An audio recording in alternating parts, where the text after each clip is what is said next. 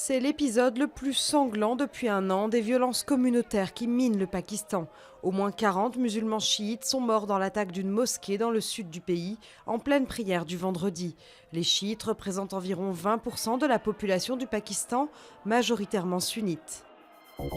La loi Macron encore un peu plus rognée pour passer à l'Assemblée. L'amendement qui prévoyait l'instauration d'un secret des affaires pour protéger les entreprises de l'espionnage économique va être retiré. Ce volet, assorti de lourdes peines de prison et d'amende en cas de violation, avait été brocardé par les médias comme une censure inédite en France.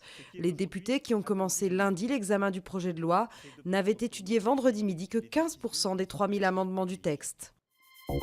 Réduire l'utilisation des pesticides de moitié en France d'ici à 2025. Après l'échec de la précédente majorité à faire baisser les intrants, le gouvernement présente une nouvelle méthode reposant sur la recherche et l'innovation.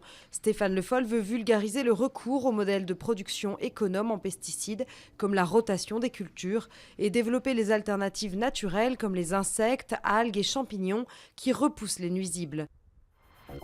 Une très longue histoire totalement invraisemblable. Voici le préambule de la fille de Liliane Bettencourt qui racontait vendredi matin à la barre la relation entre François-Marie Bagné et la multimilliardaire.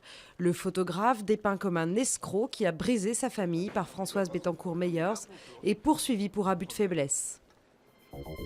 De vieilles chaussures pour caricaturer les djihadistes. L'artiste irakien Akil Krif récupère des godillots disloqués pour représenter la laideur du groupe État islamique. Il veut dénoncer les crimes perpétrés par l'organisation dans son pays. En irakien, face de chaussures est une insulte très populaire.